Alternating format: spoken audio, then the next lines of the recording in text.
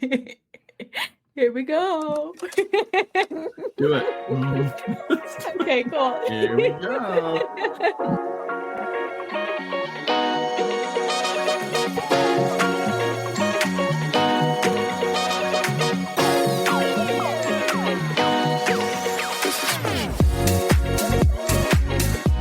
Welcome back to Coffin Talkin', where we unravel the mysteries, embrace the peculiar, and find humor in the unconventional world of funerals and death. I'm Holly, one of your hosts here. We've been around the block a couple of times. Holly. No, we're the co-hosts together. Oh, okay. All right. I guess I would be the host and you would be my guest star every week. There. Okay. So, by the way, I see that you're eating mango. So yes, I am. We take a moment, coffiners, while Holly and I enjoy the mango shuffle. That's right. If only you could see us doing the shuffle. It was pretty fun. I guess you're going to have to trust us. It was pretty fun. Yeah. I hope you did it too, coffiners. Yeah. If not, we can wait just a moment. The mango shuffle is anything you want it to be. That's right. I threw my hands up in the air. Her head was bouncing, and Holly was vibrating her head back and forth, and that's right. Little dance, a little shuffle with the shoulders up and down. Yeah, okay. She looked. You make it your own. She looked a little like a slinky. Yeah. Oh, kinda. I would think she was a slinky. A bobblehead. For those that understand what a slinky is, who knows? Those poor souls who don't understand what a slinky is had no childhood. Yeah, that's what I say. Mm-hmm. So.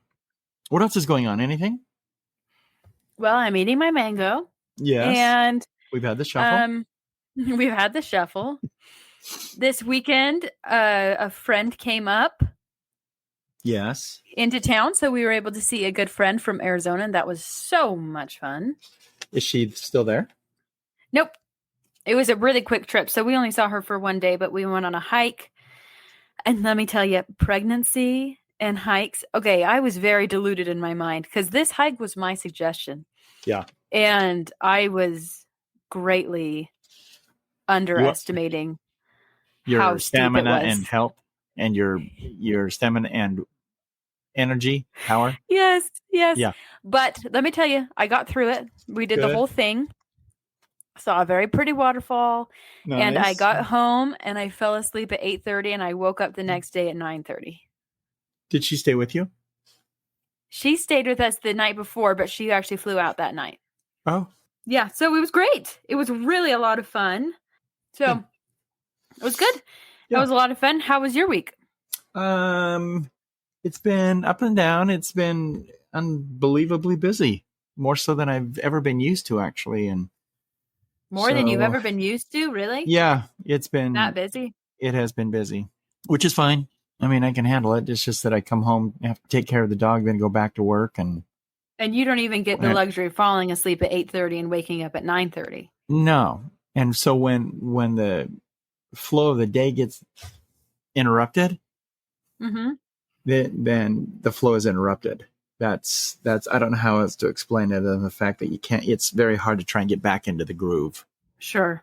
So you should try being pregnant, and then no one can get upset about anything you do. Oh, so you nice say, to see how you're handling your pregnancy. Baby. That's right. I'm using it to my advantage. Hello, it's the baby. Give me things. Was she excited to see how pregnant you are? Yeah, she was excited. Good. She was really excited to see the ultrasounds. I don't even know if we've updated coffiners, but we're having a boy. Mm-hmm. I don't know. At the very beginning of October. So that's super exciting. We're thrilled. I'm living up large in the second trimester. So we'll see how third trimester treats me. But right now, I haven't even seen how you look. Are you willing to stand and show me the profile? Yeah. Have you shown Mom? Oh, very nice, Holly. No, I haven't shown Mom recently. That's exciting. I know.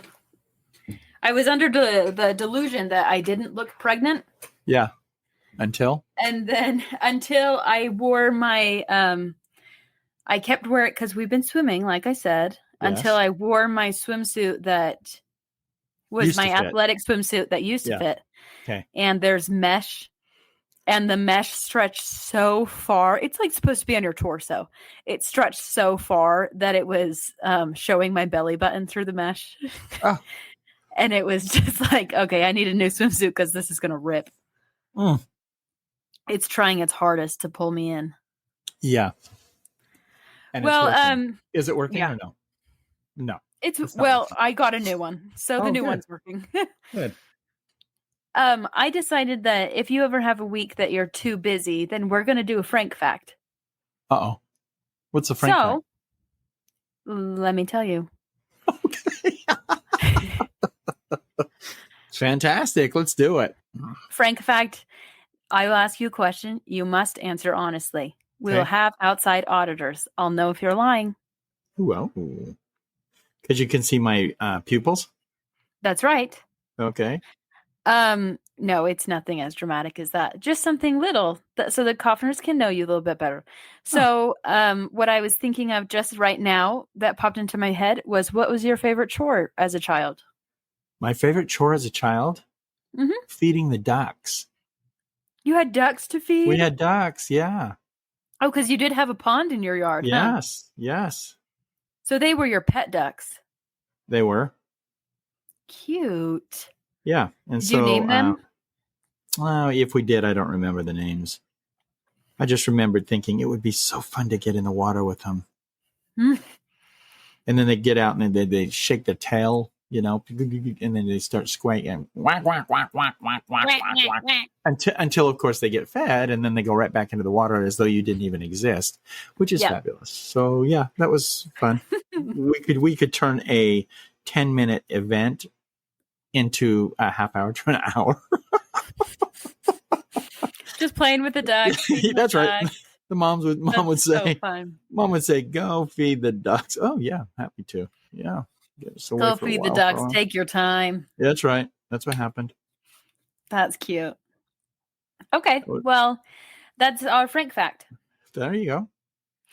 But I guess thanks, Coffeners. Thanks for joining us. That was so fun. Great. Great time to be Frank. Feeding the duck. Feeding the duck. Well, we can just jump in then. Let's be Frank. Okay. For real. For real.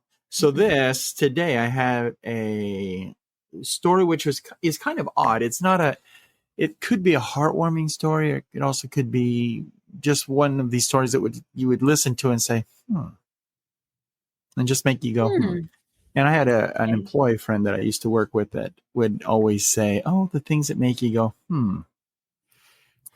So I've always reflected on that whenever I've had experiences in the funeral industry, and all of a sudden I find myself going, And so, just like, because whenever you say, and maybe Coffeners, you're the same way, there's something that has happened that makes you stop, reflect, and maybe ponder on the event, and you kind of ask yourself, well, what just happened? Yeah, and that's a very good point. It could be good, could be bad. That's right. Could be. Is not exclusive. No, nor do we want it to be. Right. So, all right. So here goes the story. So we had at this particular location, we were not extremely busy, but we were, okay. So in the funeral industry, it's very weird. You can either go days with nothing, or you can just be swamped day after day after day after day. Yeah. We would like it to just be consistent. I don't like the dry spells, and then you end up with 20, 25 within the next 3 days. That's just it's not good. I mean, we're grateful for it, but it's just, highly inconsiderate of the people who are dying. Yeah, exactly. And that's what we tell them as they come in. That was very inconsiderate of you to be passing away right now. Thanks so much.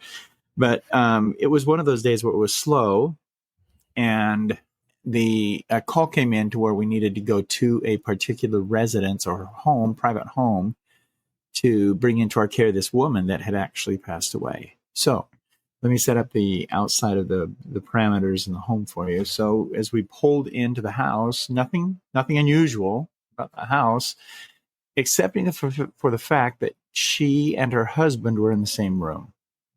And you and I have talked about this before regarding relationships. You don't want to die or have Caden die you don't want a huge separation between the time that the two of you pass. Right. And you always want to be together. Yeah, you always want to be together, and you always want to be doing things the same time, and that's what I figured when I walked into this room. I thought, and this was a house of their son, and Okay. I walked into the room after speaking with the son for a little while, and I always, and I don't know if this brings comfort. It brings comfort to me, but whenever I hear the individual, the name of the individual, and I walk into the same room with the individual, I will go, let's say her name was Leslie. Hi, Leslie. I'm here. We're ready to go when you are. Just something like that. I'm addressing the individual that's passed away. Yeah. And so I went in and I addressed this individual, this woman, and the husband immediately started to speak up and said, "What are you doing? What are you doing?" And I said, "Well," and I thought to myself that, okay, when he started asking what I'm doing, I kind of got a little upset because I thought that maybe the son hadn't told him that his wife had passed away. Oh Now my gosh. Was he kind of like they're clouded and yeah, they're both bedridden, and okay. so I don't know if he was in and out of sleep, and they both were. So I don't know exactly what the dynamics were of that household or in that room. So I just walked in and I made that introduction regarding his wife, and he said, "Hold on, wait, what are you doing? Who are you? Why are you here? Why are you talking to my wife?" All these little questions about what was happening. So I took a moment, and whether it be chickenish or an inability to actually confront a father whose wife and his mother has passed away, but Yeah. for some reason, this guy did not know that his wife had passed away. Oh, he didn't even know. He didn't know. Oh And my so, gosh. and I always go into rooms without the gurney because I want to see the layout of the room and where I'm going to position the gurney, what I'm going to have to do to bring the body or an individual that's passed away from their bed to the gurney, and what I may need to do to get things squared away and move things in the room so that I have the room. So that when I go in with the gurney, I'm not delaying anything. I just go in, I take the individual, put them on the gurney, and away I go.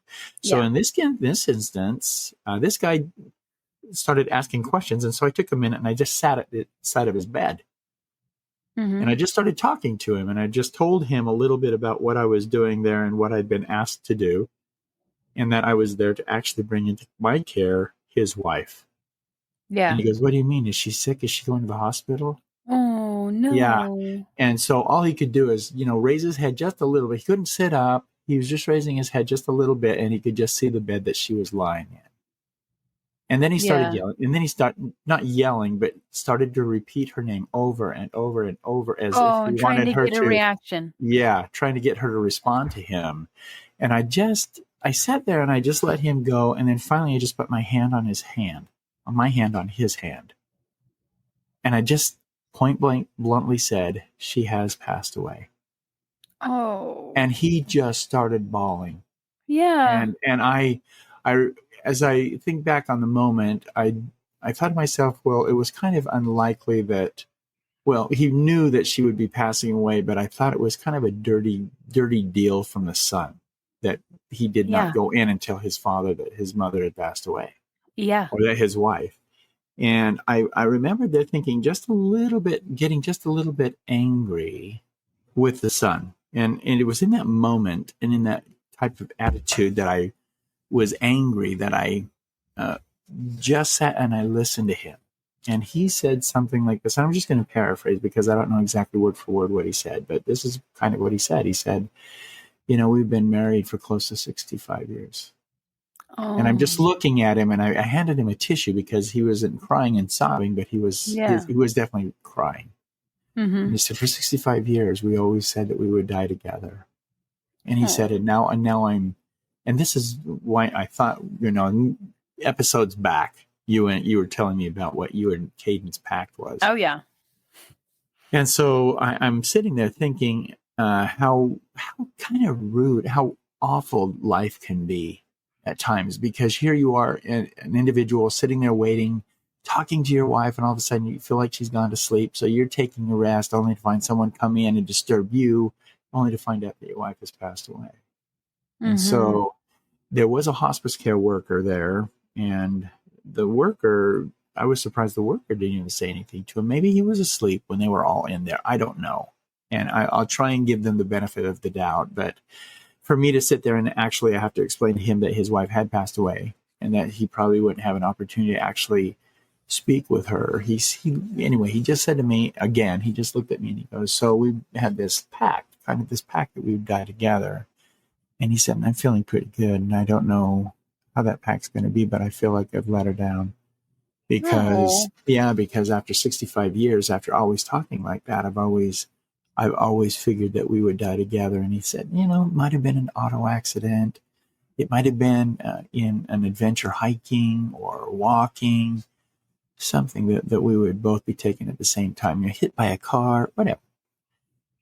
As they're walking. And so he's listing all these things. And I'm thinking, man, you're kind of down on yourself. Yeah. And so I just said, well, tell me some positive things about your wife. And so he started listing all these fun activities that he and she had done over the course of the 65 years.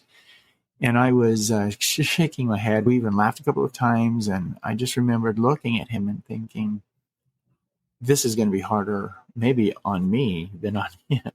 Yeah. Because when I get ready to pull her out of that room, I just know that he's going to be crying and weeping and telling me, no, don't take her. It's not her time. And what am I going to do now? And so anyway, I asked him if I could bring the gurney in. He said, yes. So I brought the gurney in and laid it set it next to her bed, and then just casually, slowly brought her from the bed onto the gurney. Mm-hmm. Now, the transition was uneventful. It happened just like it does hundreds of times a month, a year or whatever. And as I was leaving, he just put his arm out and he just laid his hand right on top of her belly. And he said goodbye, and he said her name, and he said, I love you and I'll miss you. So I went on ahead, left her face exposed, and was bringing her closer to him so he could see her one last time. And so get the picture, if you would. She was lying obviously on her back, and I turned her head enough to where it looked like she was just laying on a bed and just casually looking at him. And he did the same thing. So her feet were out the doorway. His feet were elongated on the bed. And so they were just head to head and toes on opposite directions.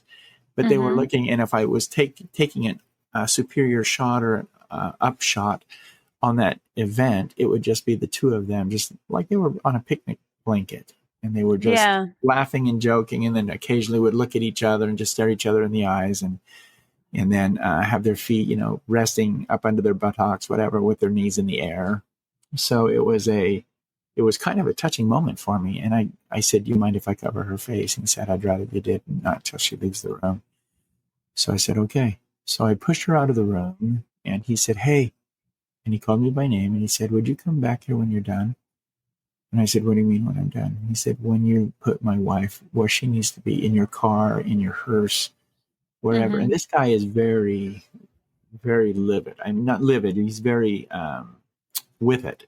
I don't know what the word is I'm trying to look for, but he knows exactly what it is. He's not suffering from dementia. Lucid. That's what I'm saying. Yeah, he's lucid, very lucid. Thank you. So he said, would you mind coming back? And I said, well, okay, but it's unusual because you don't like to leave individuals in the car. Once they're in the car, you don't like to leave them unattended. And I said, if you're okay with it, I will come back. And he said, yes. And he said, how long do you think that would take?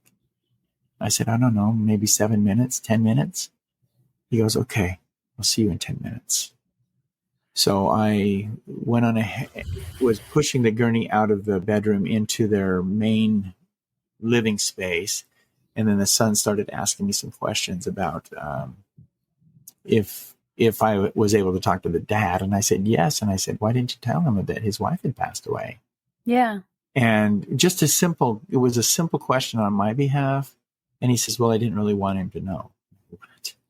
And I'm thinking he'll know because she's not in the room anymore.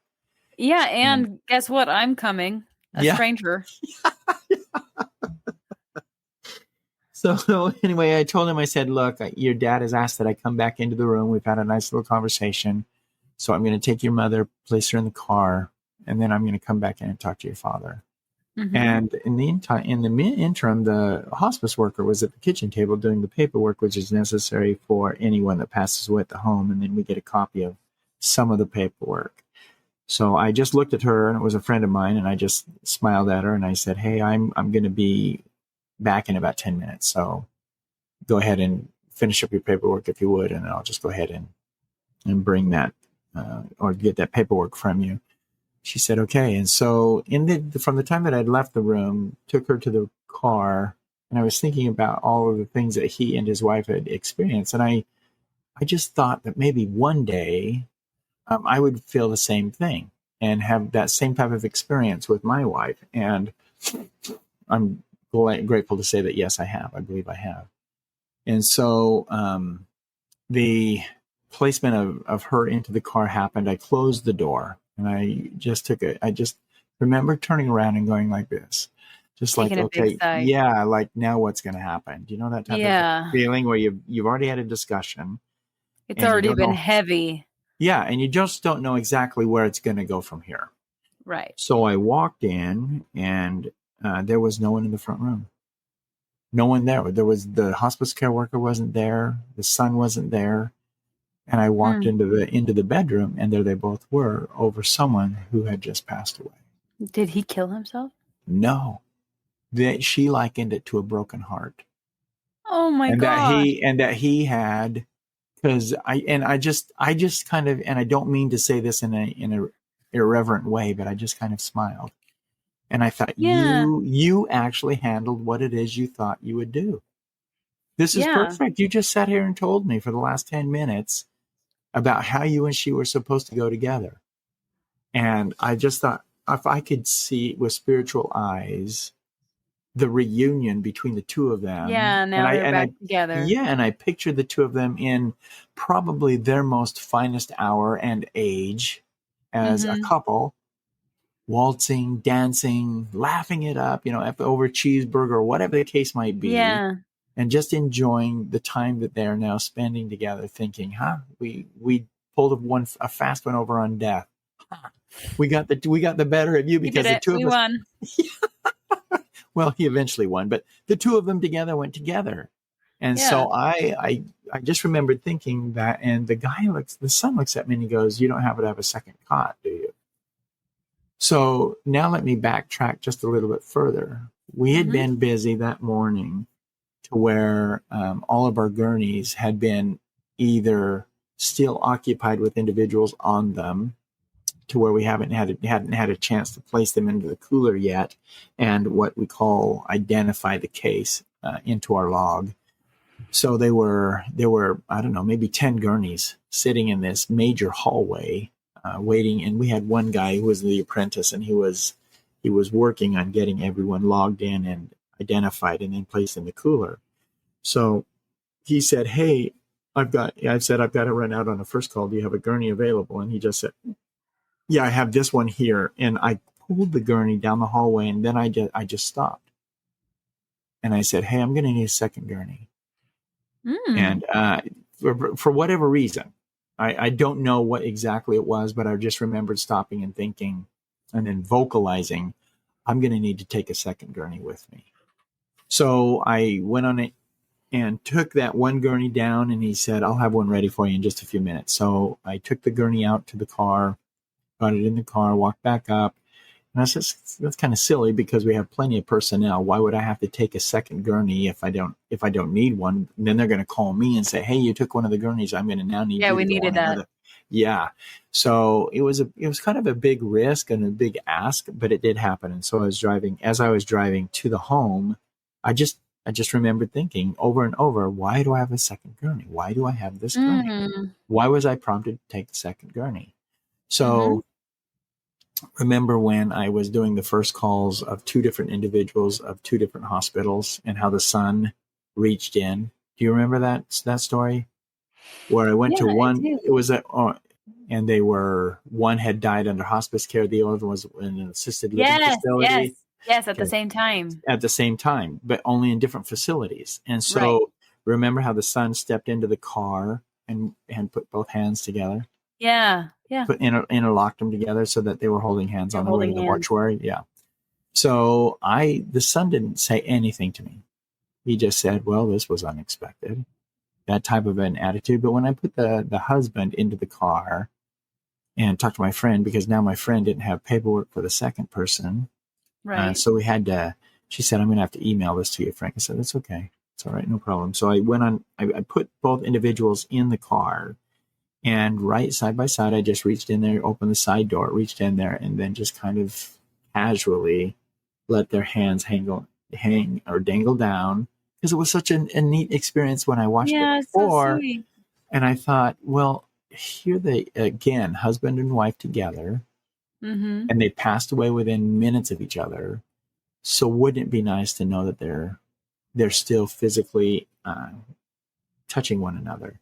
Yeah. So that is the reason why I did that. And as I did that, just the biggest smile and comfort of soul joy. And I don't know how else to explain that, but if you thought to yourself, and you can look at your own children, grandchildren, and you just get that inner peace feeling when you're looking at them playing with each other, when you hear them interact with one another, when you hear some of the silly things they say, it just brings joy to your mind, to your face.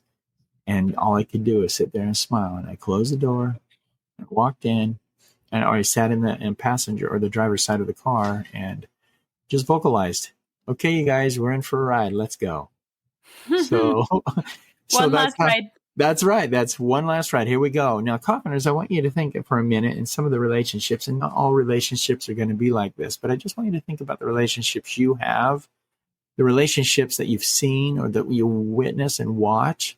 What was so different about their relationship that allowed them to pass together? Mm. And I will say this, and it doesn't always happen. It does happen, but not always. And that when people do pass away after a spouse passes away, it's usually within 6 months, 6 to 8 months after their spouse passes, that they end up passing as well. That's just generally how it goes. It's very rare that a spouse would hang on to another 23, 24 years after someone has passed away. But there is that connection. I call it a soul connector. And so when the soul connector is broken, then there is that void or that limbo where an individual may find themselves just kind of floating around and just wondering what is next for them. Mm-hmm. And then they start thinking, I want to die. It's time for me to go. I need to go. And so I think that may have accelerated just a little bit. It may cause as a catalyst, help pushing them closer to the edge or the realm of death. I don't know. But there is something that happens within that 6 to 8 month period. So, Coffiners, I want you to just take a look at the relationships that you see on a daily basis. And I want you to think two things. What is it that keeps them together? And is it a soul connector? And so I just want you to think about that for a moment. And sometimes that may cause some of you to do some introspection, which is okay. But just take a moment and analyze either the relationship you're in, the relationship you want to have, and just kind of think to yourself, is it a soul connector? So I don't know. Anyway, that's today's story, Holly. And I just remembered thinking, as I was going through some of these not so funny, not so dramatic, scary, but there are touching stories that happen that on a daily basis you Coffiners probably would not know unless I brought them to your attention. Right. And so I just think it's amazing that after 65 years and that he voiced his concern that he was unable to keep the promise. So I know that I don't know if it was a broken heart, if it was just his want to be with her so bad that he willed it. I don't know. Maybe it was just interesting. And sometimes the brain, and you'll know this too, there's been so many medical miracles through blessings, through treatment, but the body is an amazing thing and the mind is an amazing power. So even when you powerful. Mm-hmm. So even when you want to will something, chances are if it's a strong enough will and desire, it's going to happen. And Yeah. I think that's exactly what happened with him. So anyway, any comments or thoughts on that one, Holly?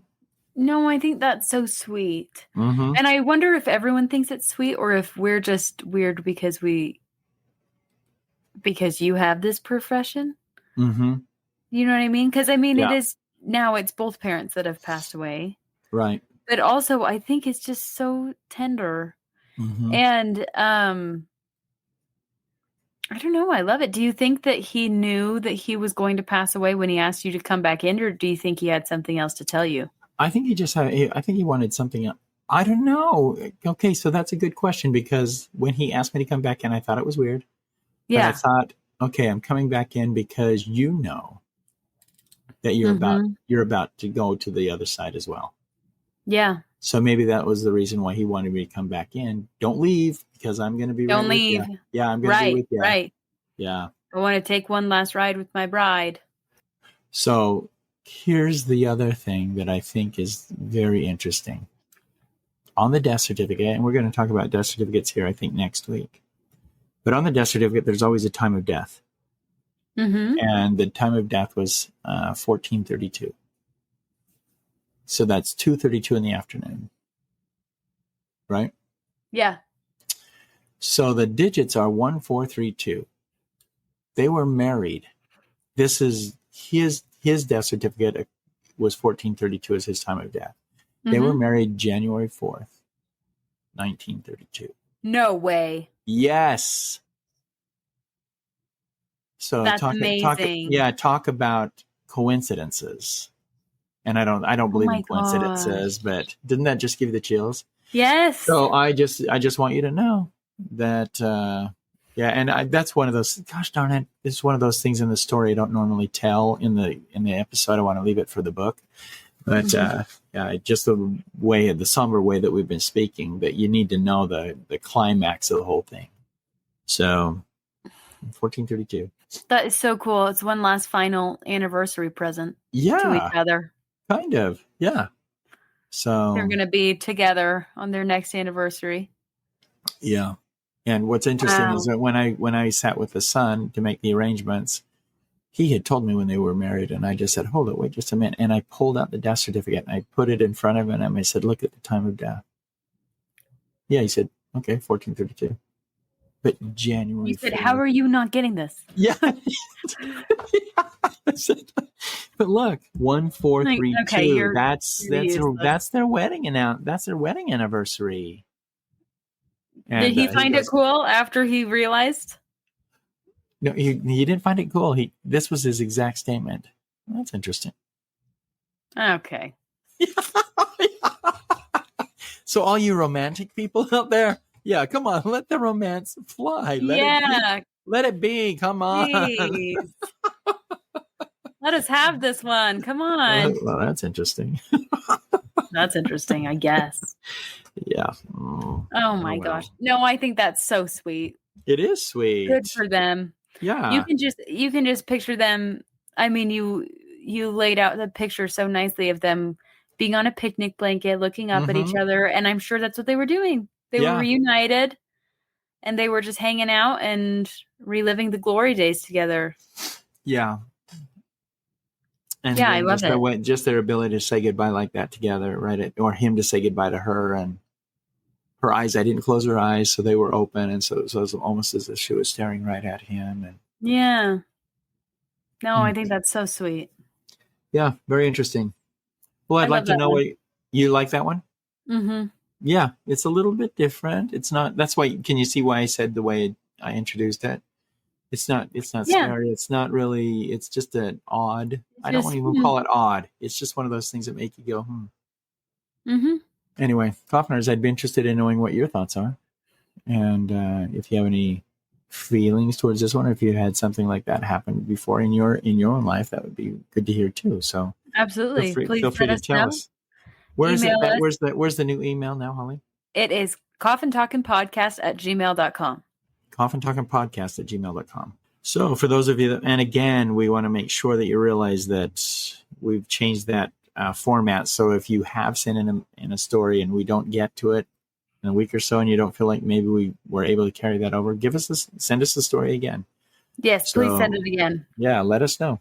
And interested in knowing what you guys think of this podcast, and if we should, what other things you'd like to hear about, and how, if you want us to take it in a different direction, that's okay too. But yeah, I enjoy hashing out some of these old stories and talking a little bit about experiences in the industry itself, because it helps me to think again about not necessarily quitting, but why I got into it, and the service aspect of it. And if you're just willing to just listen and watch, it's amazing what you'll see. Yeah. So absolutely. Yeah. Anything else, Holly? No, that's that. Okay. Well, we'll see you next week, Coffiners. Thanks, Coffiners. Thanks for listening. Thanks for tuning in. Talk to you guys later. Have a good week.